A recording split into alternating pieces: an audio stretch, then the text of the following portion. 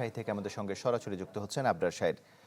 আবরার, যারা মারা গেছেন তাদের পরিচয়ে জানা গেছে কি? ম্যাক্স দেশের সবচেয়ে শক্তিশালী 52.5 এন গ্রেডের পিসিসি সিমেন্ট। হ্যাঁ, অবশ্যই যারা মারা গেছে তাদের দুজনের বাড়ি রাজশাহী জেলাতে, একজন পুঠিয়া উপজেলা এবং চারঘাট উপজেলার, বাকি দুজনের বাড়ি হচ্ছে নাটোরের বাগাতিপাড়ার একজন এবং নাটোর সদর উপজেলার একজন। আর ঘটনাটি ঘটেছে মূলত ঠিক 8:45টার সময়। যে ট্রাকটি দেখতে পাচ্ছেন, এই বালুবাহী ট্রাকটি রাজশাহীর দিক থেকে নাটোরের দিকে যাবার পথে সেখানে একটা বাঁক আছে, বাঁকের পরেই কিন্তু ঝলমলিয়া বাজারের যে কলার হাট সেটি।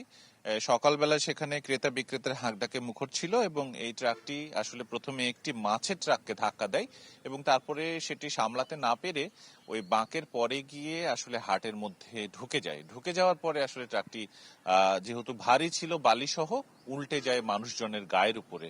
এবং আমরা দেখেছি ট্রাকের চারপাশে এখনো রক্ত এবং নানা অঙ্গ প্রত্যঙ্গ লেগে আছে। যদিও এখান থেকে প্রায় 10 কিলোমিটার দূরে দুর্ঘটনা কবলিত স্থানটি, সেখান থেকে হাইওয়ে পুলিশ ট্রাকটিকে উদ্ধার করে এখানে নিয়ে এসেছেন।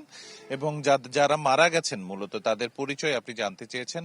তারা হলেন নাটোর সদর উপজেলার শাহিন আলীর ছেলে সিয়াম, পাইকপাড়া গ্রামের আক্কেল প্রামাণিকের ছেলে মুনকের প্রামাণিক, নাটোর বাগাতিপাড়া উপজেলার সালাইনগর গ্রামের সৈয়ম উদ্দিনের ছেলে সেন্টু এবং রাজশাহী চারঘাট উপজেলার অস্করপুর গ্রামের মৃত মাহাতাব আলীর ছেলে ইসলাম উদ্দিন।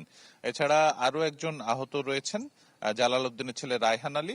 তার অবস্থাও খুবই গুরুতর, যেহেতু ট্রাকটা মানুষজনের গায়ের উপরে আসলে বালিসহ উল্টে গেছে, ফলে খুবই মর্মান্তিক একটা দৃশ্য সেখানে অবতারণা হয়েছে।